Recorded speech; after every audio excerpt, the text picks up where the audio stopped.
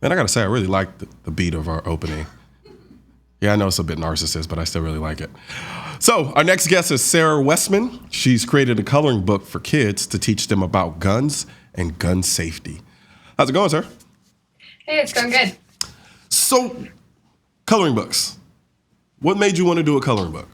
Honestly, it was just kind of a natural progression. I've been doing firearm illustrations for roughly close to 2 years now. And it just kind of went from full color to, oh, I can, make coloring pages out of this. And something I was enjoying on my personal time, coloring in my own artwork. And I'm like, I should make a coloring book. And so I did. So as a result of this, have you got any pushback? Have you got any critique? People kind of criticizing, like, why are you creating a coloring book of death for kids? Well, things of that sort. Actually, I have gotten a handful of people who feel the need to express their anger through my contact form on my website. But really, it's been like one or two people. Most of the media coverage I've gotten has been super positive. And I think it's just a balance of it is an adult coloring book with that aspect of you can use it as a tool to teach your child or children around you, the gun safety. My 4-year-old niece sat down with me and colored. And it didn't really take much prompting from her to get her to say, I'm supposed to stop and don't touch and find an adult, or if my baby sister's around, I'm supposed to stop, don't touch, and keep her away while I get the attention of an adult. And that's what I really want out of it, Yeah, I mean, I personally think the concept is awesome. I can definitely see some people who hate the concept, and I don't necessarily agree with the notion of it, but so how did you choose which guns you decided to put in the coloring book? Honestly, it's a handful of, I have some really awesome page sponsors, including Noveske and Primary and Secondary. So we have one of their Noveske's short barrel rifles in the coloring book, as well as the Primary and Secondary's Roland Special, and a few other really, great contributors on that front. And then the rest are just guns I particularly like looking at, a couple little snubby revolvers, just a variety of things. I didn't want to get too niche with it. And so kind of just had fun making the list. So how did you, let's talk about kind of your journey into firearms itself. How did you get started in the guns? Was it something that you've always been around you, or is it pretty new? I grew up hunting with my dad in Upper Michigan, and it kind of evolved. I got my first deer when I turned 21, and then shortly after, actually I turned 20, and then the year later I got my my concealed carry permit in Michigan, and I started carrying, and that was really the turning point for me. I grew up around them, but until I was old enough to personally purchase a pistol, it really didn't click, and from that point on, it's just been kind of game on. Yeah. How would you, if you had to rate yourself as far as a gun person on a scale of 0 to 10, where would that be?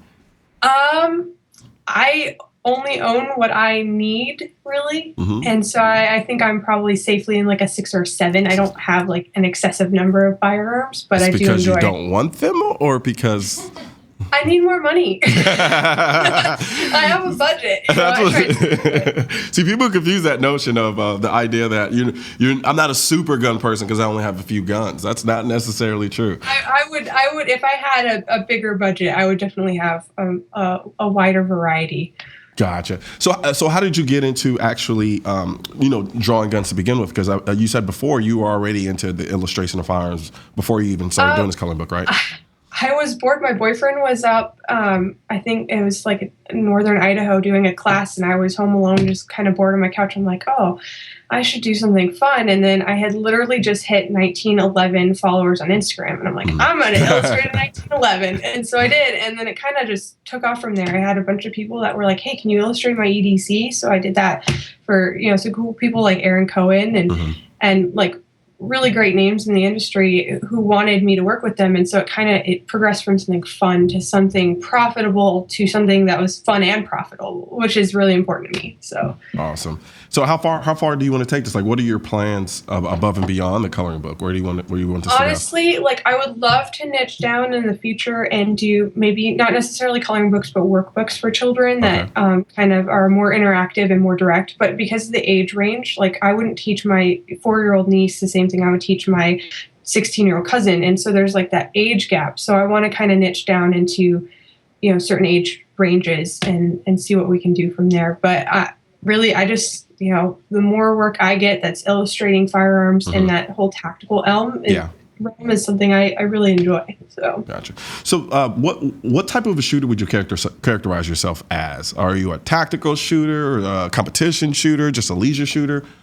I think I'm more of a leisure shooter. I've taken a number of classes and I want to stay, knowledgeable, but I don't push myself as anything I'm not. Yeah. And, I try to carry every day when I leave my house, and I, make that a priority. But beyond that, like, I'm definitely not a competition shooter.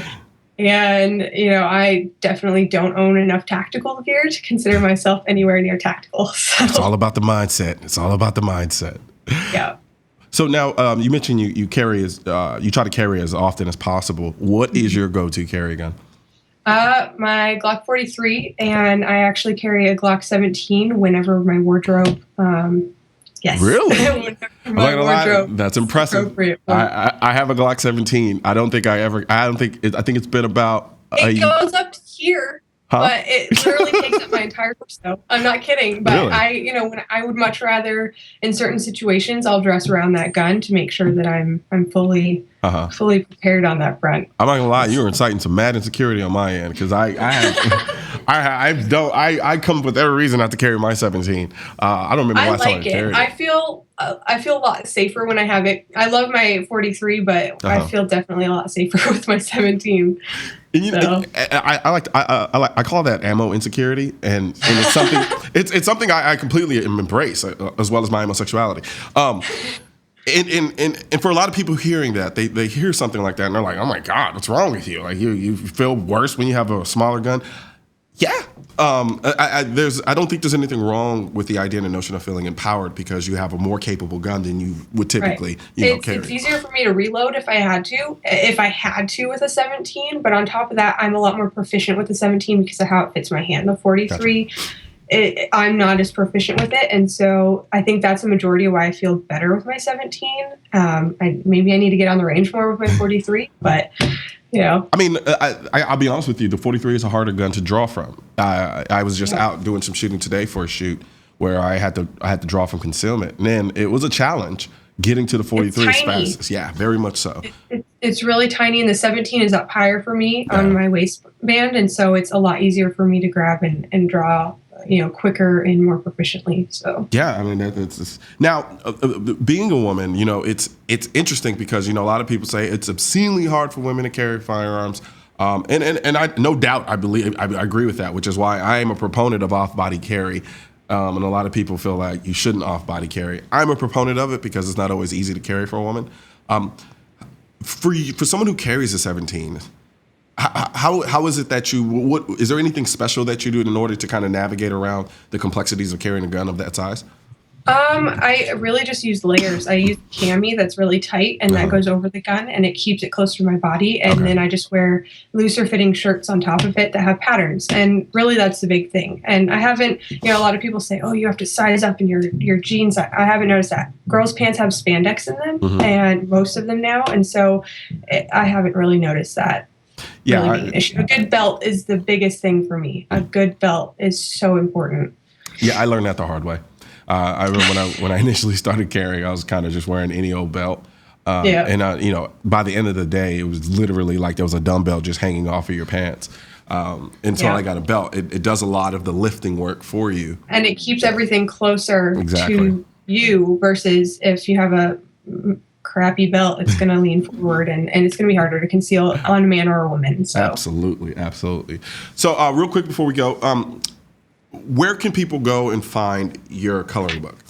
They can go to firearmcoloringbook.com and it'll bring them to my design website. And there's a landing page. They can read about, the coloring book. And then at the very bottom, there's a buy now page or button, and they can click that and the rest is magic. And I also have just recently opened up wholesale. So if anyone's interested, they can also get in touch with me through my website for that as well, for brick and mortar stores and otherwise. So awesome. Well, I hope you continue to keep doing what you're doing. I'm going to go home and reevaluate my carry life now because you are, how tall are you? I'm 5'7". Okay, you're a little tall, but still, you're still inciting It's a all lot the of. legs though, so really it just that 17 takes up all of my torso. Gotcha. Okay. Well, I'm gonna nonetheless. I'm gonna have to go back and reevaluate who I am as a concealed carrier because clearly I'm lazy. But no, that's okay. But thank you very much, Sarah Westman. It was a pleasure. It was a pleasure as well. Thank you. Absolutely. You have a good one. You too. Right. Stay with us. We're going to talk with the founder of Modern American Shooting and Firearms right after this break.